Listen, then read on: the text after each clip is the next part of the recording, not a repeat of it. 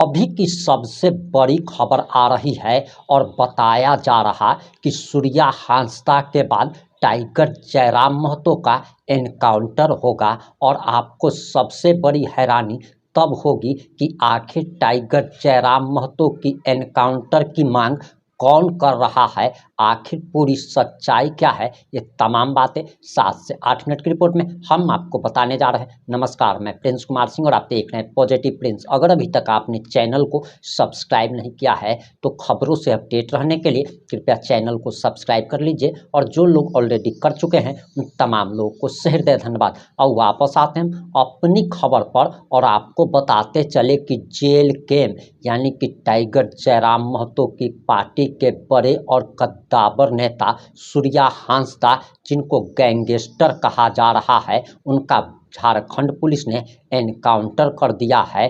और इस एनकाउंटर के बाद ये मांग की जा रही है कि टाइगर जयराम महतो का भी एनकाउंटर होना चाहिए। और भारतीय जनता पार्टी के सड़क छाप नेता टाइगर जयराम महतो के एनकाउंटर की मांग कर रहे हैं। इन लोगों का आरोप है कि टाइगर जयराम महतो की पार्टी में बाहुबली, गुंडे, अपराधी भरे पड़े हैं। अब सबसे पहले इनको हम जवाब दे देते हैं, उसके बाद हम आपको वीडियो दिखाएंगे जिस हिसाब से भारतीय जनता पार्टी के नेता जो आरोप लगाकर एनकाउंटर की मांग कर रहे हैं, टाइगर के एनकाउंटर की, ये उन पर ही उल्टा पड़ गया है। और आपको हम सबसे पहले बताते चले कि अगर इस शर्त पर टाइगर के एनकाउंटर की मांग की जा सकती है, फिर भाजपा के प्रदेश अध्यक्ष बाबूलाल मरांडी और बड़े बड़े नेताओं की भी एनकाउंटर की मांग जरूर की जानी चाहिए। जरा सच्चाई जान लीजिए कि सूर्या हांसदा भले ही 2024 में विधानसभा का चुनाव जेल कैंप पार्टी के टिकट पर लड़े हों, लेकिन साल 2019 में उन्होंने भारतीय जनता पार्टी के टिकट पर झारखंड विधानसभा चुनाव लड़ा था। और आपको ये जानकर और ज़्यादा हैरानी हो जाएगी कि भाजपा के पूर्व अध्यक्ष ताला मरांडी का टिकट काटकर इस नेता को यानी कि सूर्या हांसदा को भारतीय जनता पार्टी ने टिकट दिया था। यानी कि ये बात हमने इसलिए बताई क्योंकि आप ये जान लीजिए कि अपने ही पूर्व अध्यक्ष का टिकट काटकर एक गैंगस्टर को टिकट देने वाली भारतीय जनता पार्टी आखिर किस बिना पर एनकाउंटर की मांग कर रही है, ये समझ में नहीं आ रहा। आपको बताते चले कि साल 2019 में बोरियो विधानसभा से सूर्या हांसदा को भारतीय जनता पार्टी ने अपने ही पूर्व अध्यक्ष का टिकट काटकर टिकट दिया था, चुनाव लड़वाया था। तो इस तरीके से अगर भारतीय जनता पार्टी अगर टाइगर के एनकाउंटर की मांग कर रही है तो सबसे पहले भारतीय जनता पार्टी के नेताओं का एनकाउंटर होना चाहिए। आप जरा ये वीडियो देखिए। तो बोला कि अगला काम के लिए मतलब उसको छोड़ करके हम बोले कि सर ऐसा मत बोलिए, हम उसको जितना जल्दी हो सके उतना जल्दी हम सिलेंडर के लिए हम मोहलत भी भांगे थे मतलब उन लोग से। मतलब खराब है। अभी क्या बोल रही है अभी पुलिस ने? अभी हमको पोस्टमार्टम करके बोल रहा है साइन कीजिए, हम नहीं साइन करेंगे। मतलब जबकि घटनास्थल में हमको दखनी नहीं दिया, यहाँ भी हमको दखनी नहीं दिया, इसलिए हम साइन नहीं करेंगे। आप क्या चाहते हैं? हम चाहते हैं कि मतलब जैसा अरेस्ट किया है हमको उसी तरह चाहिए, मतलब जिंदा चाहिए, जिंदा। अभी क्या एक्सेप्ट नहीं कर रहे हैं आप? हम नहीं करेंगे, जबकि हमको देखने नहीं दिया, खबर नहीं दिया। मतलब हम मीडिया को तुरंत बताए कि मतलब मेरा पति अरेस्ट हो गया, तो वहाँ से लाने में मतलब उसको वहाँ कहीं मार दिया। मतलब वो भागने की स्थिति में नहीं रह रियाज था, क्योंकि सिर्फ उनके पास दवाई था और आधार कार्ड था, मात्र यही चीज था उनके पास। उसके पास ऐसा कोई चीज नहीं था। मतलब हम कल भी 3 बजे बात किए थे, बोले कि आपके पास क्या है? बोला कि मेरे पास आधार कार्ड है और मेरा टाइफाइड का जो इंजेक्शन चल रहा है, बस यही दवाई है। मतलब अभी क्या बोल रही है पुलिस? अभी ये बोल रही है कि मतलब यहाँ साइन कीजिए, तो हम मना कर क्या करेंगे? आप सबको स्वीकार नहीं कर रहा? नहीं, क्या करेंगे? देखने तो नहीं दिया, देखने नहीं दिया, वहाँ देखने नहीं दिया, यहाँ देखने नहीं दिया, तो कैसे हम मार करके मार देगा और मतलब हम ले जाएंगे उसका बॉडी? भागता तो वहाँ से नहीं भागता, मतलब सीरियस था, वहाँ से बाइक से लेके गया है, एक नाथ रखा और दूसरा मतलब उधर में मार दिया। मतलब वो तो भागने की स्थिति में ही नहीं था, उतना ज्यादा खराब था तबीयत उसका। मतलब बताया जा रहा है कुछ हथियार भी बरामद हुआ है? नहीं, उसके पास ऐसा कुछ नहीं है। मतलब क्योंकि 3 बजे की बात है, हम दोनों बात किए थे। 3 बजे कब? कल 3 बजे के बाद थे मतलब कल शाम को कल शाम को 3 बजे हम दोनों का बात हुआ था। उस टाइम हम पूछे कि मतलब कैसा तबीयत है, तो तभी वो कहाँ पे बताए कि हम कहाँ पे हैं? वो नवाड़ी में ही हमको बताया था, मतलब बोला कि इस जगह में है। हम बोले कि मतलब हम जा रहे हैं, मतलब आपको लेने के लिए हम डॉक्टर के पास ले जाएंगे। तो बोला कि कुछ देर के बाद हम आपको फोन करते हैं मतलब। तो हम बोले कि आपके पास कितना दवा है, तो बोला कि 3-4 इंजेक्शन है मतलब। क्या और क्या मेरे पास तबीयत आधा खराब था उनका? उसको टाइफाइड था और मतलब मलेरिया टाइप था, और मतलब सूल से मतलब 15 दिन से उसके सूल चल रहा था मतलब, और टाइफाइड मतलब यही बताया था। तो हम बोले कि रिपोर्ट में क्या आया है, तो हम बोले कुछ दिन पहले बीमार थे, तो बोले कि प्लेटलेट कम है क्या, बोला कि वो भी, लेकिन ज्यादातर हमको सूल पकड़ा है और मतलब टाइफाइड का कोर्स चल रहा है। मैंने आपको बता दिया अभी कि इतना इतना बरामदगी हुआ है, इसके आधार पर अभी हम लोग प्लान करके उसमें इन्वेस्टिगेशन का पार्ट है उसमें। इनके जो साथी थे सर वो पकड़ में नहीं आए? नहीं, वो पकड़ में नहीं आए हैं। 5-6 साथी बचे हुए हैं जिसका हम लोग नाम जानते हैं। पहले से भी वर्कआउट चल रहा है, कुछ अरेस्टिंग हुई भी है। अभी हम लोग लास्ट 2-3 दिन पहले जो साहेबगंज में ऑपरेशन चलाए उसमें साहेबगंज में 2 अरेस्टिंग हुई है। यहाँ हम लोग का अभी नहीं हुआ है। 4-5 गैंग बचे हुए हैं, उसको हम लोग जल्दी। सर पुलिस के जवान भी कोई घायल है क्या? नहीं, पुलिस की तरफ से किसी को कोई चोट नहीं लगा है। मतलब पुलिस हमारी मुस्तैद थी, क्योंकि इस तरह का हम लोग का पुलिस को पहले से पता था कि जब भी ये पकड़ाएगा तो इनका ये गोली चला सकता है। तो वो माइंड मेकअप था हमारे जवानों का कि घटना अगर गोली चलती है तो हम लोग पोजीशन लेके आत्मरक्षा अपना बचाव करते हुए फायरिंग करें। सर एक हाल तक वो कितनी गोलियां लगी?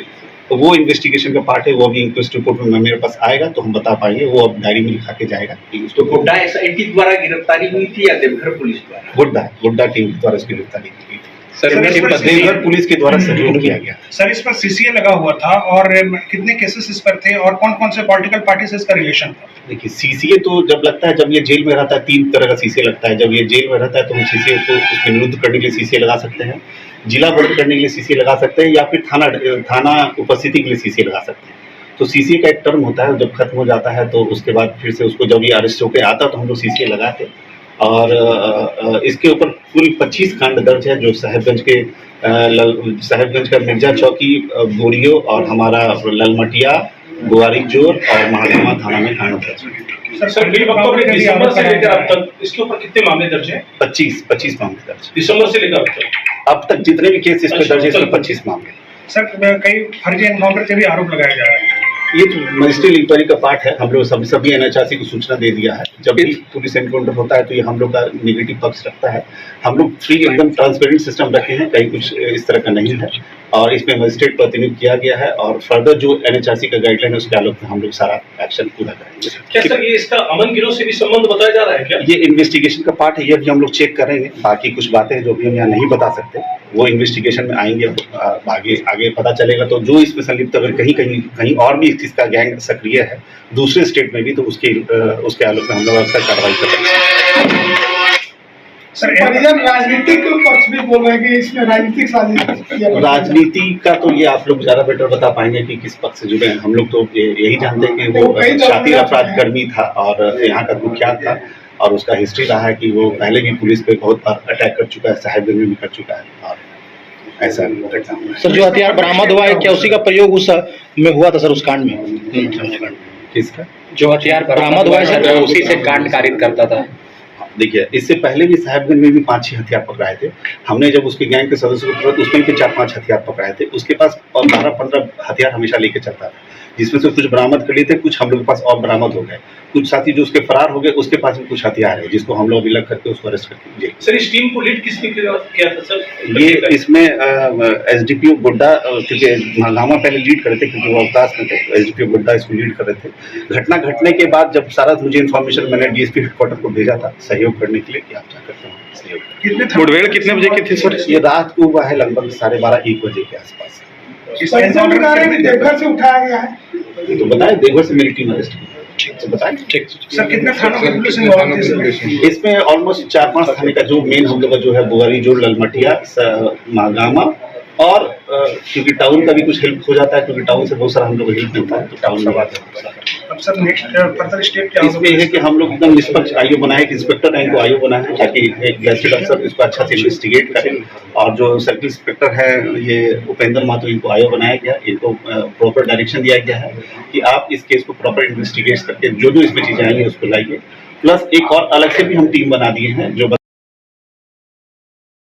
सर क्या कुछ मामला था किस चीज को लेकर? तो ये जब मैं यहाँ ज्वाइन किया था उसके एक दिन पहले 28 तारीख को एक घटना घटी थी जिसमें ललमटिया थाना अंतर्गत जो ट्रांसपोर्ट की जो ट्रक जाती है उस पर उसका आर्सनिंग करके गोली वोली चलाया गया, जिसके आलोक में ललमटिया थाना कांड संख्या 4425 दर्ज किया गया था, जिसमें सूर्या हांसदा नाम का व्यक्ति जो है यहाँ का उसके ऊपर FIR दर्ज करके हम लोग इन्वेस्टिगेशन कर रहे थे।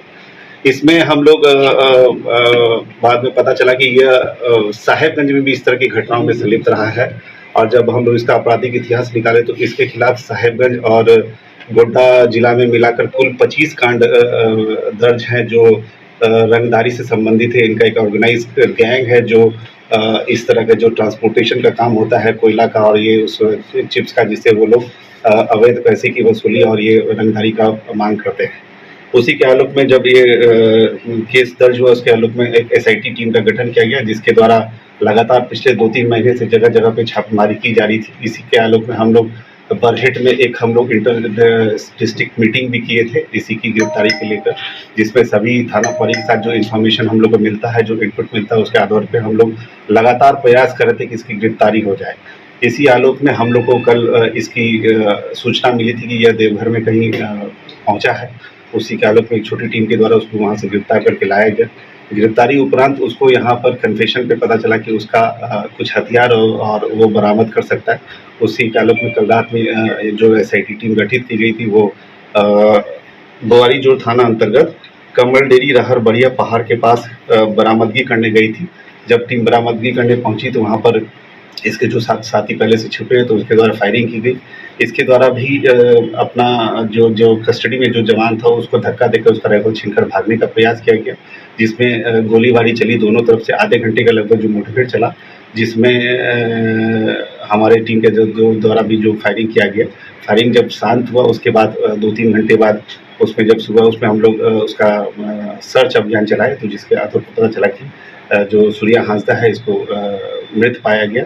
और वहाँ से हम लोग को जो बरामदगी हुई है वो एक देसी कट्टा 1 बरामद हुआ है, देसी पिस्टल 1 बरामद हुआ है, 8 mm का जिंदा गोली 1 है, 8 mm का एक खोखा 3 है, 8 mm का मिस फायर गोली 2 है, 7.6 mm का जिंदा गोली 2 है, 7.6 mm की मिस फायर गोली 2 है, 7.6 mm का खोखा 3 है, 5.56 mm का खोखा 9 है और 9 mm का खोखा 10 है।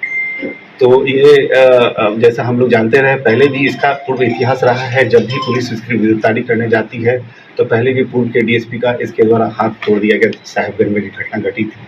और जब भी इस तरह का पुलिस गिरफ्तार करती है तो पुलिस में ये प्रोटेस्ट करता है, और प्रोटेस्ट के आलोक में कल इसने भी यही काम किया था, ये भागने का प्रयास किया था, जिसके कारण एक घटना घटी है। उसकी अभी जो मुठभेड़ में उसकी मौत हो गई है। उसके बाद जो हम लोग का जो NHRC का जो गाइडलाइन है उसके आलोक में मजिस्ट्रेट प्रतिनियुक्त करके पूरी टीम की हम लोगों ने वीडियोग्राफी और उसके उपस्थिति में सारा चीज़ कराया है। उसका रिपोर्ट आना बाकी है। मेडिकल बोर्ड का भी गठन करके आज हमने उसका मेडिकल जो अंत परीक्षण प्रतिवेदन वो कराया है, उसका भी रिपोर्ट आना बाकी है। और जो NHRC को रिपोर्ट भेजना होता है 48 घंटे के अंदर, वो भी आज हम लोग उसको भेज देंगे। मुझे लगता है कि यह जो सूर्या हांसदा करके जो गैंग था, ये इस जिले के लिए आतंक का पर्याय बन चुका था। उसका हम लोग एक इनकाउंटर में आज आपने पूरा वीडियो देख लिया होगा। अब आपकी क्या प्रतिक्रिया है, अपनी प्रतिक्रिया जरूर दीजिएगा। जुड़े रहे हमारे साथ। जय हिंद, जय भारत।